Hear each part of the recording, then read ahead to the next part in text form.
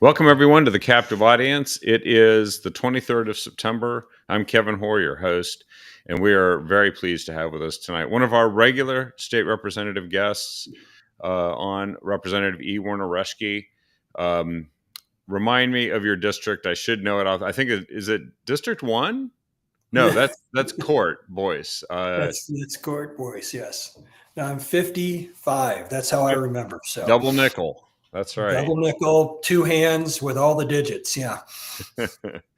And I know you kind of have a landlocked area of um, uh, southeastern Oregon, and it's Yeah. it, It's South Central and Central Oregon. So it goes from the border of Highway 97 all the way up to Bend. got it. So most parts in between and mostly east of Highway 97 till you get above Klamath Falls, and it kind of breaks out and encompasses Crater Lake and then all of northern Klamath County, all of southern Deschutes County, and around the east side of Deschutes County up to Crook County. So 148 miles north-south, 70 miles east-west.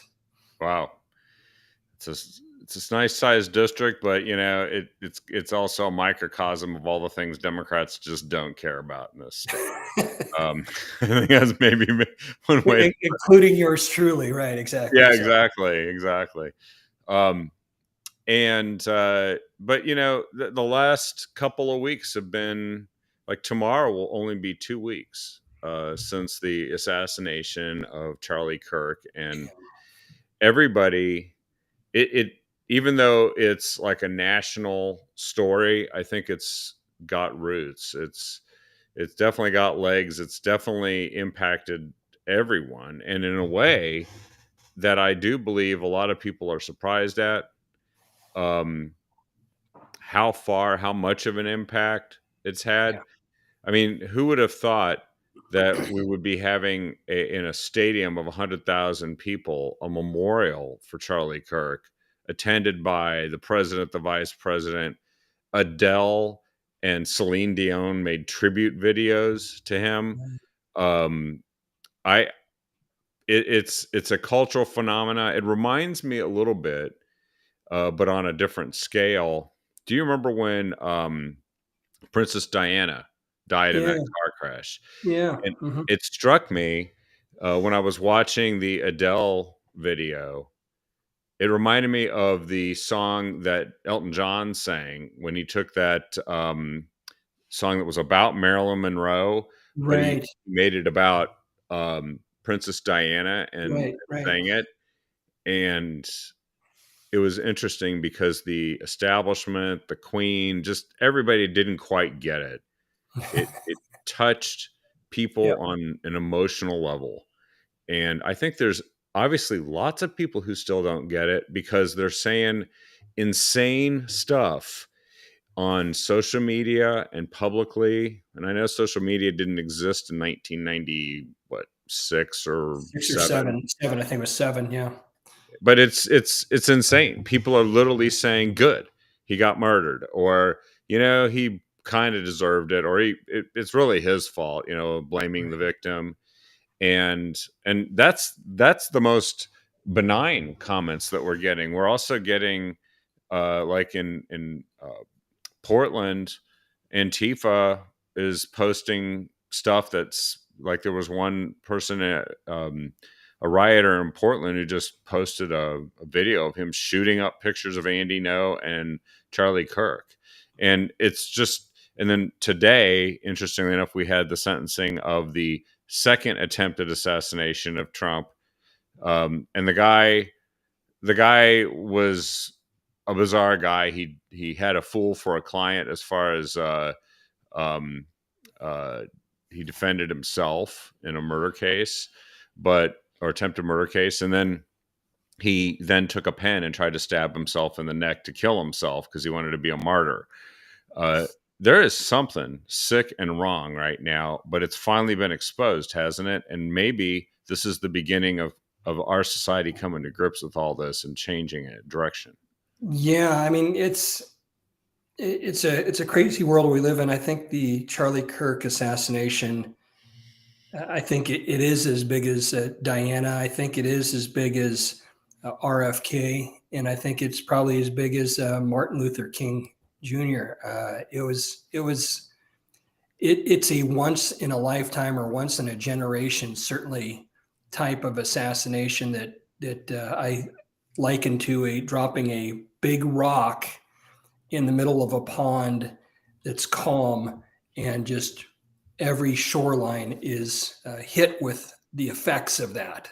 Yeah. And there's no place you can be on earth and not have heard about this or know about this, unless you're, I guess, under a rock. But it's not great. And what people are saying on social media, either encouraging it or praising it, or just saying, well, he deserved it for the things he said. Evil is the shedding of innocent blood. Greater evil is the justification and enablement of such. Yeah. And when people do that, they are committing greater evil, because all it does is embolden somebody else to do it. And that is certainly what we do not want to have happen. I mean, Charlie Kirk was a man who, wise beyond his years, knowledgeable way beyond his years. They say if I could do 1/10 of what he did in my lifetime, it will be a big success. Yeah.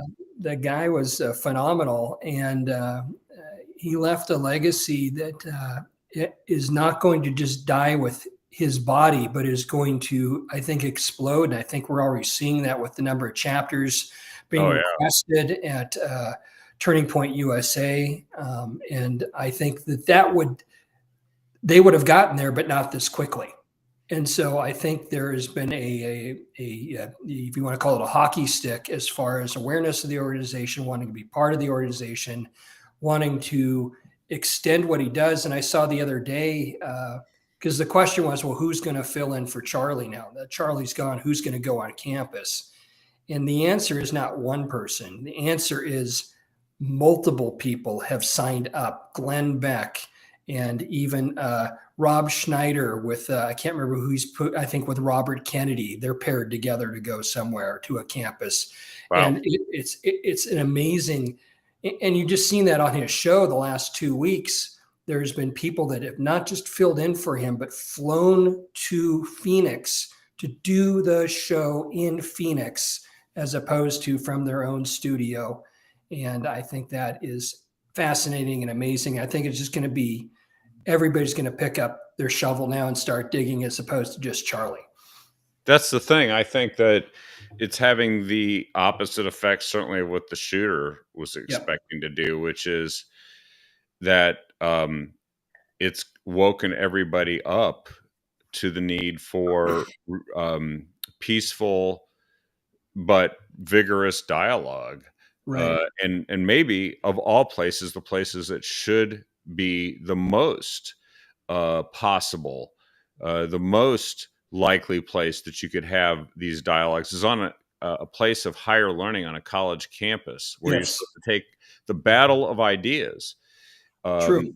And I think maybe this is the beginning of retaking campuses for what they should be, which is the battle of ideas, not the indoctrination of the left, which it clearly has done that. I've spoken to so many people that are frustrated their kids go to a college, common sense, even conservative values. They come back and they feel like they resent their parents, and they hate the country, and they think all this stuff about the country that's actually not true, but it's Marxism.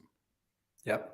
And you might see me waving my hand, and it's not at you. I'm not making fun of you. There is a fly who has a love affair with me apparently today. So did not get it. And so it is buzzing the tower often. So apologize for the waving incessantly, but you're right. I think college campuses, and Charlie knew this, college campuses is where the rubber meets the road. And that is, the whole idea of university is one uni, meaning coming together with diverse thoughts and ideas. And this has sparked the whole idea, even with Jimmy Kimmel, about what's free speech. And in my view, free speech is not saying whatever you want, whenever you want, with no consequences. Free speech is actually entering in dialogue, expressing opinions in search of the truth. So the Yeah. reason the university exists is so you bring a bunch of people together with diverse ideas and you debate and you argue and you prove and you counterprove and you get, but the goal is always to find truth. The And search it's for not to truth. tear Yeah. down, it's not to rip apart the person, it's to rip apart maybe the idea because it's a bad idea or it leads away from truth. But the goal is always to find truth.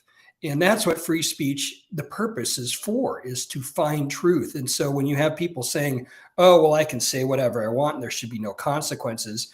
I mean, Jimmy Kimmel is a great example because Jimmy Kimmel did this on the public airways, which is regulated by the FCC.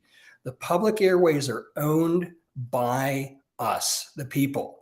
The government then licenses that to a particular entity for a fee in order for the public good. Good to be When served. you are not doing the public good with those airwaves, the FCC has every right to come in. If Jimmy Kimmel had said this at a Vegas nightclub or in a comedy store or in his backyard or even at a rally at a university, that's one thing. But he said it on the public airwaves. And that's why it has a whole different level of what's being scrutinized here. And I think that's missed often in that discussion. But what's interesting about that one is they all started claiming that the FCC actually had forced him to be fired, but that's actually not what happened, which No. is infuriating because this was the free market. There are Yep. the two largest owners of local television stations in the United States, Nexstar and Sinclair. Sinclair.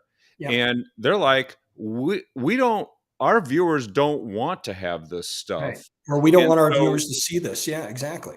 Because what Jimmy Kimmel did is he didn't just like tell a joke because it wasn't funny. And it wasn't even trying to be funny. He literally was Yes. pandering to He was giving the cover worst. for the assassin.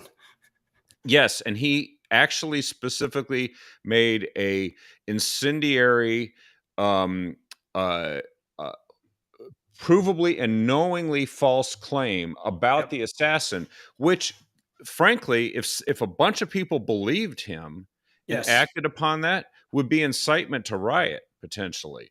Because if you know you're telling somebody something that's false and you are trying to create some sort of public reaction, that's not serving the public good if you are Right. trying to incite violence. And certainly if you are promoting blatant falsehoods. Now, do you have the right under free speech to tell falsehoods? Yes, you do. You do, actually. You just don't have the right to do it on the public airwaves. And you don't have the right to someone else's resources to transmit that to as many people as possible, such as Nexstar and Sinclair. You don't have that. That's not a right. Any more than I have a right to go. I need to go to the store, so I have a right to take your car and go do it because I'm super hungry. I mean, that's just that dumb. And and at the same time, they lie about the president and the administration's role in this. And I just saw Congresswoman Val Hoyle. She did a rant talking about free speech and quoting all of these, Oscar Wilde and all kinds of stuff like that. And it was just rife with complete falsehoods about the entire situation and claiming that it's really Republicans that are involved in canceling people. And Right. My view on free speech might be a little different than others, or I'm still working through it and probably will have my thesis completed just before I pass from this earth. Well, then a lifetime of experience will be behind it. We'll all be Right, eagerly but awaiting it, just not eagerly awaiting your passing. Okay. So if free speech is narrow in its scope, it's in the political sphere. Right. And that's what the founders wanted. They wanted not the government to censor. And we just found out that Joe Biden and his administration, Google admitted they were pressuring Google to censor people.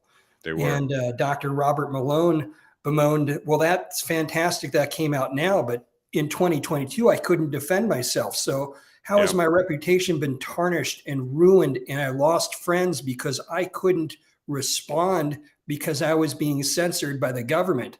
That's a problem with free speech, not Yeah. what happened to Jimmy Kimmel. Yeah. And, YouTube, so there is a corner that's been turned. Like YouTube is now saying they're going to let users that were booted for repeated violations of the COVID statements and election Right. policies, they're going to let them rejoin. That's overdue. But I guess Long that's overdue. probably to assuage the sensitivity on the news that they, in fact, on behalf, because YouTube's owned by Google, did Yep. censor on behalf of the Biden administration. And the Biden administration used these entities as extensions of the government through coercion, right? Correct. Nextar and Sinclair plainly saw what Jimmy Kimmel said and said, that is actually something that our viewers don't want to see. Right. And they have to, and if they're wrong, their viewers won't watch their stations, And so Jimmy Kimmel, by the way, and the other guy that they keep claiming is being censored, even though he was actually just too expensive for is it CBS? Yes. You know who I'm talking Colbert, about? Stephen Colbert. Stephen Yeah. Colbert. So I mean, these guys are bad And business their ratings were terrible. I mean,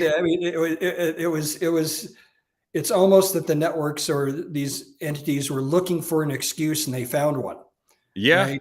Rather than saying, "Oh," and I don't know why ABC doesn't just take the hint. I mean, if you go on YouTube or you go on Instagram, my Instagram feed is just full of comedians. I don't know why. I guess I need to there's a laugh, lot and of good Instagram ones. needs to know it. And there are some really funny people out Yeah. there. Why not pick up 8 of them and say, okay, you get one night, you get one night, you get one night. We'll just rotate through you, and maybe we find one that we really like, or we'll just continue this. But we want 5 minutes of funny at the beginning of the show, and then you do an interview, and that's pretty simple to do. We'll get you set up to do that, but we need 5 minutes of funny. And with Kimmel, you weren't getting that. With Colbert, you weren't getting that. You were getting some illusion of comedy with political commentary, really, as the content that you were getting, and it wasn't fair, and it wasn't unbalanced, and it was not even funny. I mean, it wasn't even entertaining. So Yeah. I don't know why these networks, if they want to continue that format, which may be a bygone format, who knows? But that's what I'd do if I was a network executive. Say, give that to me. I'm going to go find 10 comedians. We're going to make late night TV funny and entertaining again, so that when people go to bed, they'll have a smile on their face. And they've lost the young demographic that has been the backbone of Yeah. not only of these comedy shows, but that's been the backbone of consumerism, which is where the most lucrative Yeah. commercial returns come from. And these guys are super expensive. Kimmel and Colbert get paid tens of millions of dollars per year in these To contracts, be not and they've funny. seen the collapse in their audience. So Yeah. you know what happens? I mean, those are businesses, not charities. They don't have to give money to Jimmy Kimmel and Stephen Colbert just because woke people demand it. There's a clip out there of Johnny Carson, and he's being interviewed, and all you see is him. But uh, the question has to do with, why didn't he ever get political when he was on TV? And he said, well, that wasn't my job and my role. And he says, when you start going down that path, he goes, my job was to entertain. Yeah. And he says, when you go down the road of using that platform for political statements, all of a sudden you think you're more mighty than you probably are. And Yeah. you're more intelligent than you probably are, because that's not what the platform was built upon. The platform was built upon your entertainment value, not your political acumen. And it's fascinating. That's why he never went there. And, if there was a bad day, whether it was 9/11 or it was even in 1993, I think the World Trade Centers were bombed in the garage. And there were several other bad days politically during his run from the 70s Jay on. Leno and And Johnny even Jay Carson Leno, said the same thing. they made sure that they acknowledged that was there. But we're gonna laugh right now. There's time to deal with that, but this is a time to be entertained, and that's what I'm going to do. And I think the latest group just has forgotten that or left that behind, because I don't think Jimmy Kimmel's been funny for a number of years. No, And and what's interesting too is that the profile of the smug, humorless, leftist progressive that has really become, that's what these guys are. And that's Yeah. kind of why they're They're not, angry. They're bitter. they're angry and bitter, and they look down on at Yep. least half the nation and maybe a good percentage of their own viewers. Yep. Uh, and so they say stuff that sounds like they're actually making fun of the other half of the country. And Jimmy Kimmel himself said, "You know what? If half my viewers don't like my, I don't care. They don't have Right. to watch." Well, guess what? They're not. Yes, they didn't watch. They took his advice, That's right? right. And to contrast that back to Charlie Kirk, there was a story told about him in the White House that he was meeting with the president. It came out, and he saw a staffer having a bad day, and he stopped and he prayed with him. Charlie Yeah, Kirk treated everyone as a human. He treated everybody. I'm sure that if you went interviewed on the set, that Jimmy Kimmel and Stephen Colbert didn't treat their staffers and the people that quote serve them as anything but servants. yeah. And I'm pretty sure they culled their staffs of anybody who might have views Yes. anywhere close to Charlie Kirk. So, Right. Right. Exactly. that's the thing. It's like that, who's canceling what and whom. There is something really interesting that has developed, I think. I would call it the Kirk effect. I'm going to mention one thing that I think does matter. Um, President Trump signed an order designating Antifa as a domestic terrorist organization Yes. because they are, because they're committing acts of terror, Right. and they're not just like, doing a little graffiti or beating up a cop. They're trying to affect the entire society Right. to quash opposition and terrorize people into really complying with their point of view. And for the longest time, I just said, well, they're the militant wing of the Democrat Party. And you Yep. can tell when you said the worst thing isn't the people who commit these acts, it's the people who just excuse and explain away and Right. justify those acts. Right.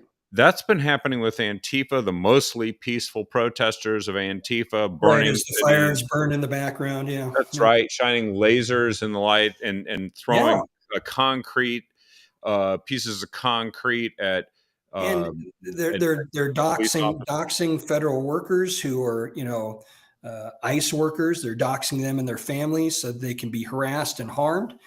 It's really bad. And Antifa, this is know your history because Antifa is not new. Antifa comes back from the 1930s when Yes, the communists in Germany under the Weimar Republic were battling with the Nazis. And yes, so you had the Nazis, the fascists, and you had the Antifa. Uh, and those were, quote, the only, but they were both violent and they both wanted authoritarian rule and control. The Antifa, the anti fascists, lost that battle, they but did. their positioning, if you're not for us, if you're not against fascism, and we could determine what fascism is, then you are a fascist. And I like to say I'm against fascism. I'm against communism and Antifa. I'm for liberty, prosperity, limited Free government, and speech. Yeah, yeah, all the good, the true, the beautiful. I'm for those things. So there's not just these two ways, and you have to understand that that's their trick. We're Antifa, and if you're not you're not against fascism. Oh, well, then you must be a fascist. It's yeah. like, Well, it's, oh, you're not a Cowboys fan. Oh, well, then you must be a Redskins fan. No, I'm not a Redskin or a what do you call it? The Commanders fan. You're a yeah, Commanders fan. I'm not a Commanders fan. I'm a Rams fan. There's a lot of other ways to be. It's not just two choices.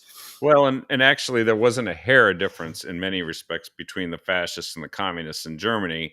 Neither one Right. of them was in favor of a Liberty. free democratic elected officials in a republic with Right. inalienable rights. They are None both of them were both any of that. leftist organizations. They are both leftists, and the communists positioned them as being on the right wing. That was the lie that they kept telling, and it's been in our textbooks from whatever is. If you look at a political spectrum, on the left is Marxism and communism, and then you work your way to kind of liberty, and then way over here is fascism on the right.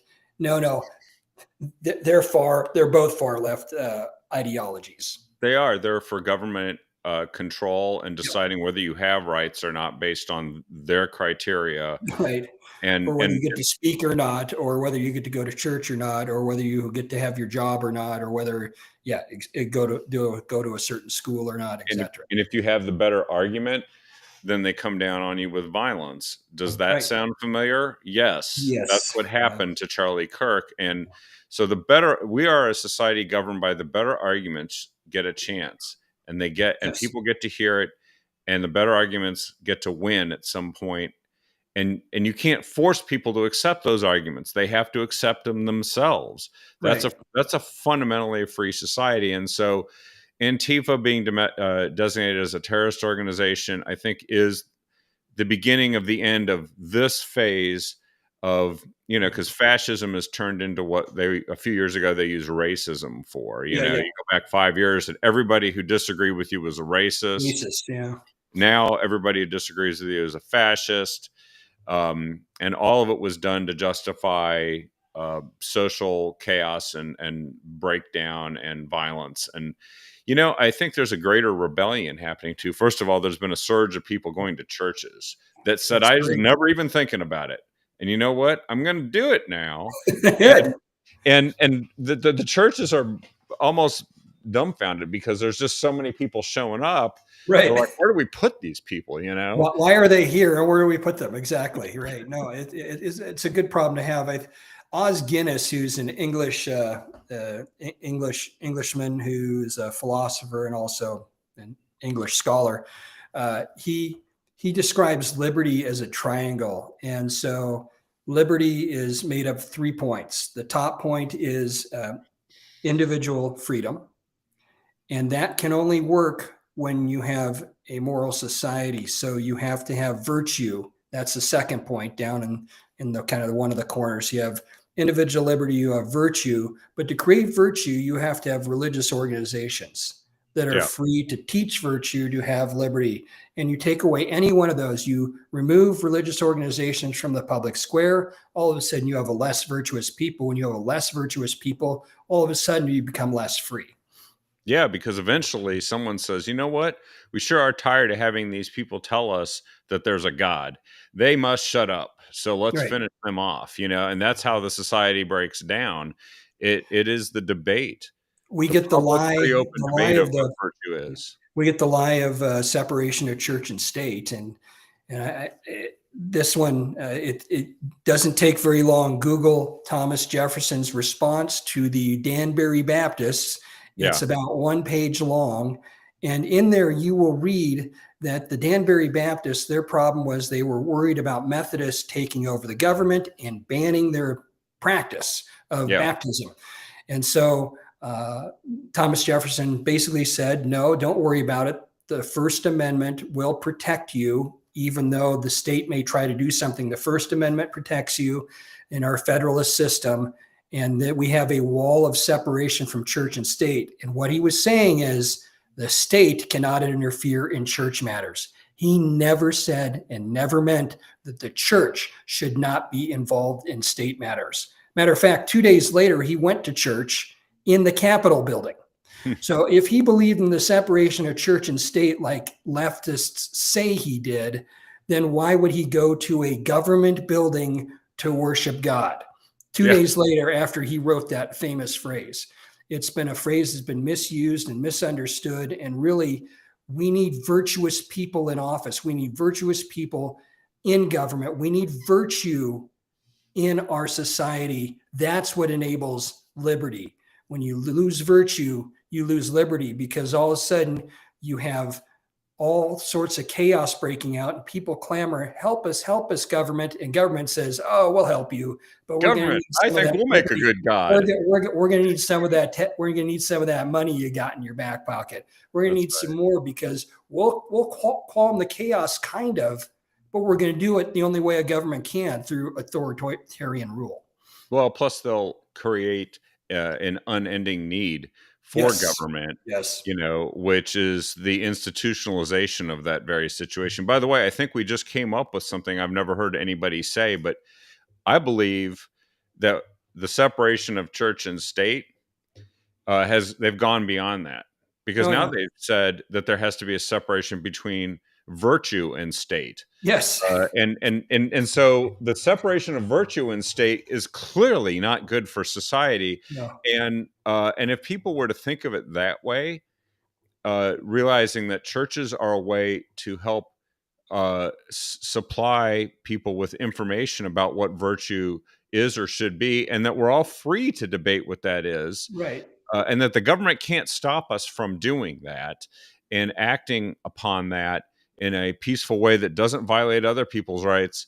That sounds to me like a great way for a new generation of people who watch a Charlie Kirk um, debate on YouTube now to say, you know what, actually, we do need people talking like that and talking to people who disagree with them, because that is going to actually be how ideas become refined and adopted and then prevail, is through that process of people actually getting to and shutting out people like Charlie Kirk from a college campus is anathema to that campus and its purpose, if it's a real one.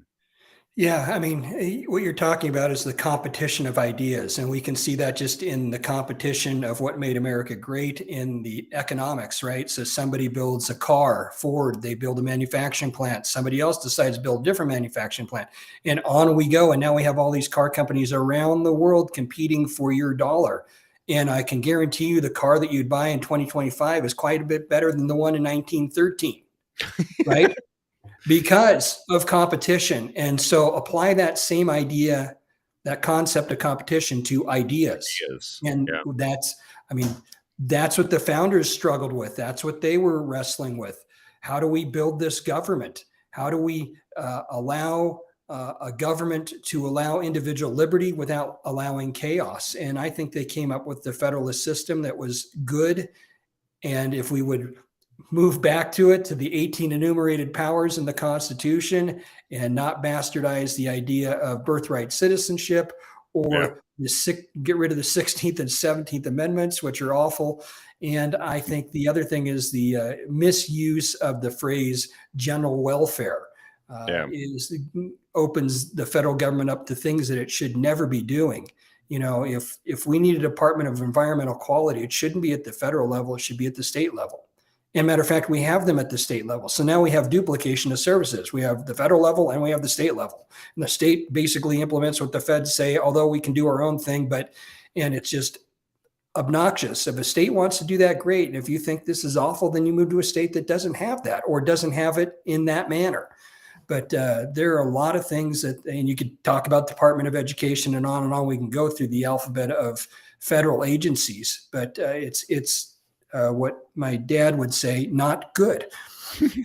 Well, I want to come back to that point you just made here in a minute, because that leads us into some of the things that are happening in Oregon and its relationship with the federal government, which is having an impact. But before I do that, I did want to mention one other thing of the Charlie Kirk effect, which is also part of it is the ability of voters to have an impact on deciding who governs them, Yes. who they give the consent to govern them for Right. temporary periods of time. And the Charlie Kirk effect is apparently there's been a massive surge in Republican voter registration, which has got to be an absolute nightmare for Democrats who know how many races were so close Yes. in 2024, and they were already about nationally, they were about 4 to 4.5 million down from where they were, because between 2024 and 2020, Republicans gained 2.5 million, and Democrats lost somewhere in the same neighborhood, about 2 to 2.5 million of voters, and it contributed to President Trump winning the popular Yeah. vote. It also contributed to razor thin margins that went the other way in Sure. 2024 than it did in 2020 in the presidential race. And we know that has an even more of an impact at the local level. There was the Tracy Kramer race, which I Yeah. think was only 150 votes or something in the end. Yep. Yep. Yep. That's a It's state terrible. legislative race, by the way, in the Salem Yeah. area. It was not great. Yeah, I think that that Charlie's impact was scaring the left. And as his wife, Erica, said, you haven't seen anything yet. Yeah, that's right. Because in 2024, from 2020, baby boomers, moved 2% to the left, voted for Kamala. However, Gen Xers moved, no, not Gen Xers, but Gen Z moved 13 points to the right. That's a dramatic shift. And I don't think that's done, because the problem is the world that the boomers created and that millennials uphold and support is a world where you can't afford a house. Yeah. The average, I think the median age of purchasing a house is like now 49 years old or something obnoxious like that. Yeah. Well, you're 49 years old and you want to take on a 30-year mortgage. That means you're going to be in debt until you're 79 years old. That's not a good proposition. And so, and part of that's going to be in your retirement years. So good luck with that. So it's this world that they've created is not, it provides very little hope for young people and Gen Z, and I would say I think it's Gen A after. Is that what it is? Yeah. Yeah. So I think what Charlie was doing is saying, yeah, it's broken. Yeah, it's wrong. And here's how you fix it. Let's tear down these bad ideas and let's go back to our founding, the way our founders envisioned government, and get government out of the things and have it do specific things, do them well, but leave you alone and give you an opportunity to get an education, but it doesn't have to be in a college. And Charlie actually said that he only believed that 5% of Americans should go to college, right? He said the other 95% should just start a business or start a family or go to work or join a trade school or do something else. And we have, I think, 50% of young adults end up going to college instead of 5%. So we're 10x over. And you can see the effect is that we end up with people that are just basically indoctrinated while they're away from their parents. And they don't necessarily have skills that they need. No. There was an article I just saw today. I don't have it handy to post, but Jay Powell, who's the Fed chair, he said, I want to make something clear. There's things we can affect at the Federal Reserve, like whether interest rates are going up or down, and they certainly are affecting the cost of housing right now. Sure. And we can debate whether he's doing the right thing or not. I think he should probably lower them a bit more, but we'll see.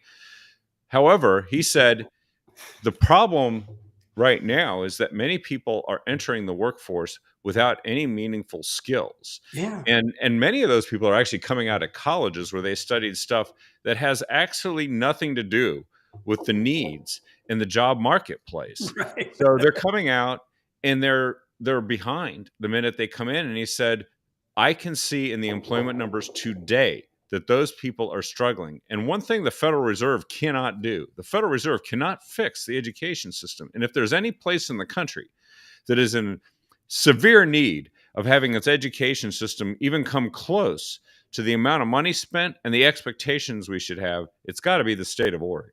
Yeah, we're not in great shape there. And a couple things. One is you talk about not having a skilled workforce or not having people come out.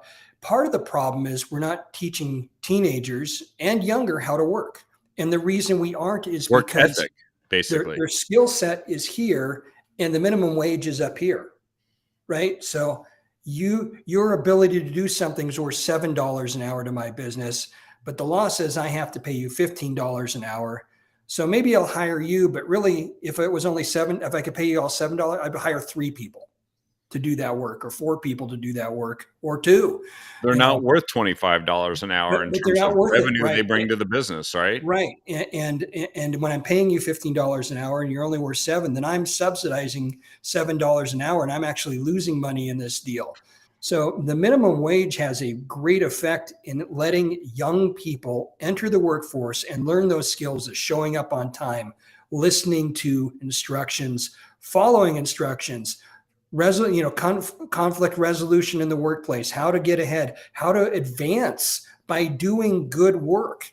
All those things are lost. And so we just cut people off from being able to do that and say, nope, it's $15 an hour. And so businesses are going, oh my goodness. And then the other thing with minimum wage is nobody wants to work at minimum wage, right? I don't want $15 an hour. I want $20 an hour because I'm better than minimum wage. So I Yeah. think, right? And so now you have this incredible problem in the workforce. But I think Powell is correct. I mean, the Department of Education here in Oregon has grown exponentially over the last 10 years, while the student population continues to hover about the same or drop. And I fail to see why we should be adding more bureaucrats to push paper around and to require things of school districts when we don't have any more students. Well, and then we've got a bunch of places in the state, in particular in Multnomah County, Portland metro area, the school district I happen to know about, where they're building these education palaces. Literally, Yes. they're spending a couple $1 billion on upgrading and renovating and rebuilding a handful of high schools and middle schools that will, when they are finally done, have a fraction of the capacity being used Yeah. in terms of students.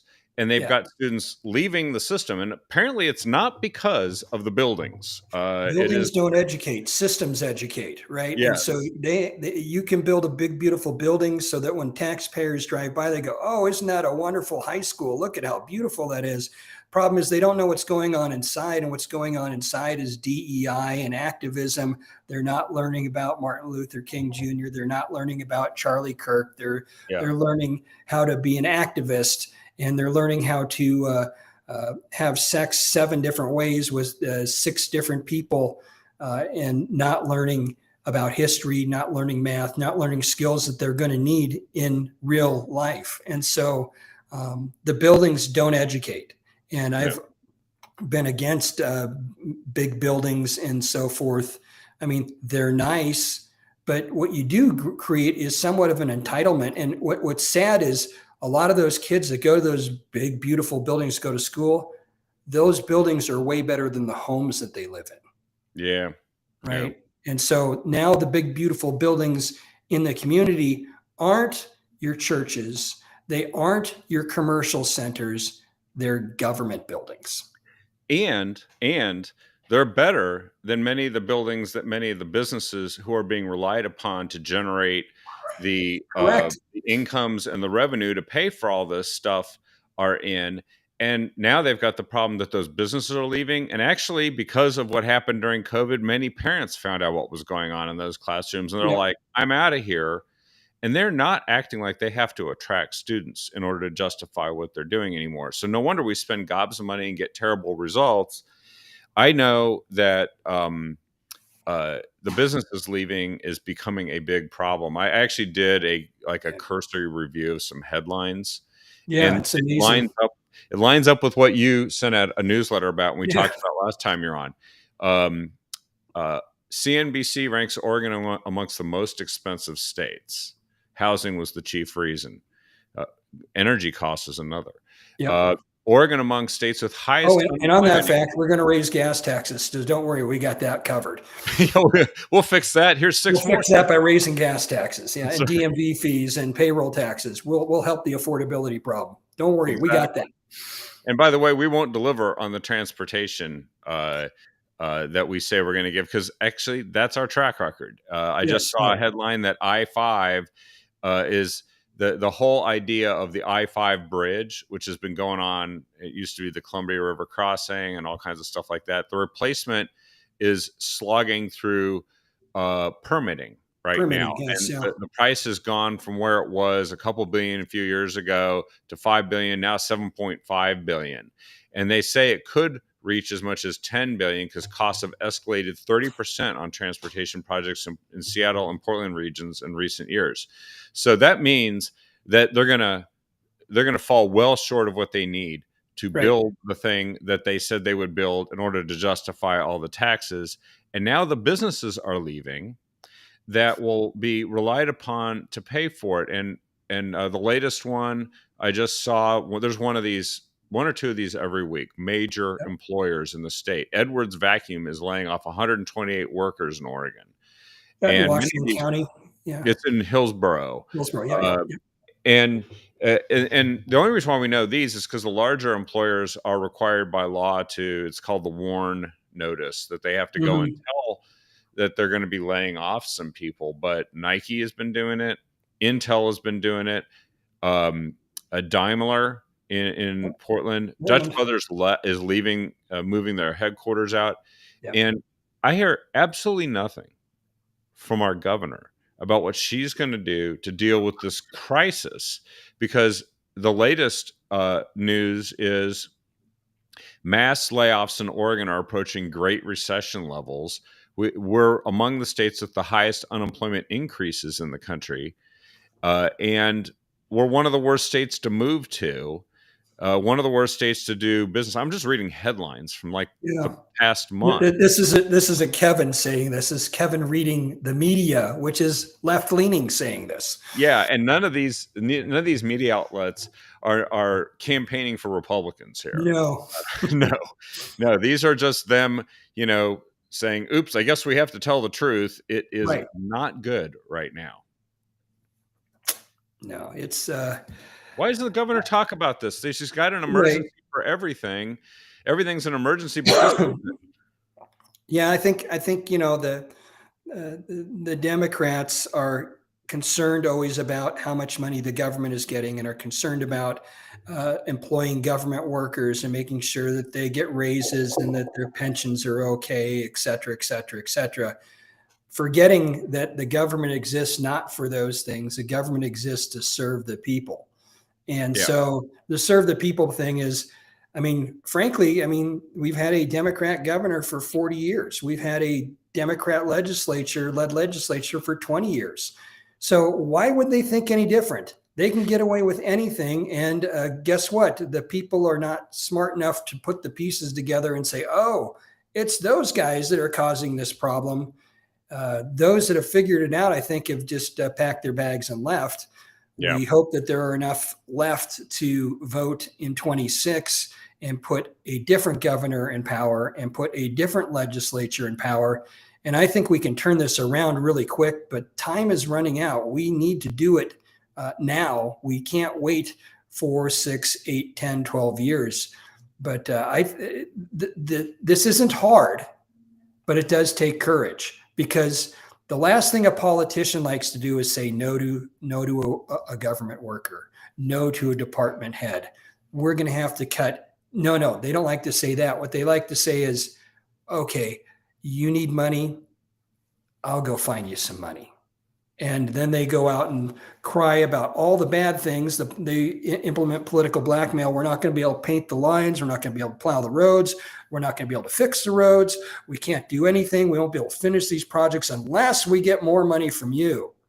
Instead of saying, okay, how about if we close the DEI department inside of ODOT? How about if we close the climate change group within ODOT? How about if we take the transit taxes that are dedicated to transit taxes that we didn't have before 2017 and apply that to road maintenance? How about if we don't raise taxes and we just do those 3 things? What do we look like? Oh, gee, we can run ODOT and we don't need to raise your taxes. Matter of fact, we can probably lower your taxes. Well, and this headline, I talked to Representative Osborne yesterday about it, just blew me away. It was the Eugene Register Guard said Governor Tina Kotek, it's from last week, Governor Tina Kotek directs Oregon state agencies to begin cost-saving measures. Yep. Now, she was doing it in the context of the effect of on taxable income that Oregon connects to the federal tax code, and therefore the federal tax breaks are going to cause Oregon to have it's over $800 million a biennium that if we stay connected, the state will lose. Yes. So and only now does she say, does she direct the state agencies to begin cost saving measures? How about you do that the first how about when day, she started like when being governor back in 2022? She said that, right? In 2023, why didn't she say, let's do cost saving measures? Apparently that wasn't important because the money was just rolling in. So why change anything? But now that they're threatened with this, and I'm hearing whispers that the Democrats want to disconnect from the tax code, federal tax code. So the tax on tips, full bonus depreciation for businesses, tax on overtime, and there's a few other provisions in there. They want to disconnect from that so that the state can keep its $800 million that they've estimated they need. The thing is that money just doesn't not come to the government. It stays with people, and people spend it, they invest it, or they save it. All those things spur on the economy, which generates higher income for businesses, which then comes in as higher tax receipts for the government. But they don't calculate it that way. They just look at, oh, we're going to lose X, ergo, we need to go get that money. Well, but you just mentioned tips, overtime, Social Security. Those are just billionaires that are benefiting from those breaks, and so yes, the Democrats got to go take that money. I'm pretty sure Phil Knight works for tips. Yeah, yeah, tips and overtime, exactly. I'm sure he does overtime too. Yeah, exactly. He waits for that Social Security check to show up, and That's right. he's going to take a big hit on that one. No, this is the thing: is like they will literally say anything to get revenue, but they'll literally do nothing to save money or to make sure that the economy is healthy enough to generate more revenue. And it is a doom loop approach. These tax cuts are a godsend to save our economy. And Democrats are going to say, nope, we need that money now. We can't give that up. We need it more than you need it.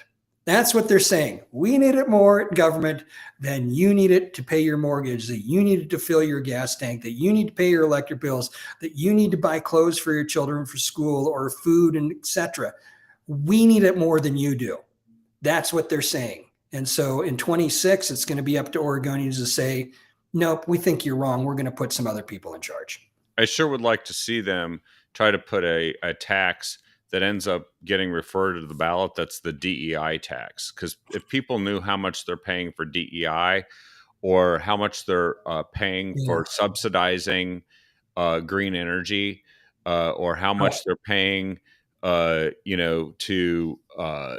continue funding programs that have failed to deliver any results, whether they be transportation or others. If these were the names of the taxes, there's no way they would pass. No. And this is why I say we don't need to raise taxes, and we actually could lower taxes and do far better, because I get a front row seat. I've had a front row seat now for 9 years watching this organization called the State of Oregon spend money. And I can guarantee you, we spend billions of dollars in ways that you would find unfathomable and worthless and have no return on investment. And yet we continue to do it over and over again, because why change? Democrats continue to get elected. Yeah. And I will say that voters might be rethinking their prior tendency to vote for tax increases on levies and things like that. I think that's all going to shift now, because it was great until you ran out of other people's money to pay for all of this stuff, and suddenly you're getting hit with the taxes. Socialism promises utopia but delivers despair. It always does. That's the equality that you get out of socialism, is despair. Everyone is equally miserable. Yep. Well, and I did want to mention, touch briefly on the issue of the special session and what's happening now, just so folks know or can anticipate what's going to go on. And of course, this idea of disconnecting from the federal tax code, is this going to be legislative action that we're going to see? It would require legislative action. Yes, it would. Whether it happens in this special session or not, I'm watching closely, because there's nothing to prevent Democrats from sliding that in at the last minute. There's just nothing that prevents them from doing that. So we're watching it closely. I think as far as special session next Monday, the Senate will convene, and they're scheduled to vote on House Bill 3991, which is and 3992. One is the spending appropriation and one is the tax bill, and then adjourn on Monday. But that is only if Senator Gorsuch shows up, or I guess 18 Democrats show up, because it doesn't matter whether Republicans show up except for to provide quorum. So we shall see whether that happens or not. Last time they said it was going to be on September 17th, and then they had to backpedal. As I'm reading the tea leaves and talking to folks in Salem and around Salem, it sounds like they're making plans for that to happen by shifting committees around on the Senate side so that they can actually have a floor session. But I've seen them do that too, and then say, "Oh, wait a second, nope, we can't do it." So stay tuned. Stay tuned. Keep your eyes peeled. Well, I mean, and there's so many other great topics that we could touch upon. I always love having you on the show, and all of our viewers and super fans do too. And I think, and we'll have you on again in the not too distant future to talk about, especially where we're heading in 2026, because we're getting close to it, and we're starting to see it a little bit more clearly. And I know it's gonna be a political year, but my gut feeling is it's not turning out the way the Democrats had it planned. No, and I think it's going to be up to all of us to carry the mantle of Charlie Kirk and to be bold and to be respectful, but be bold and proclaim the truth of things.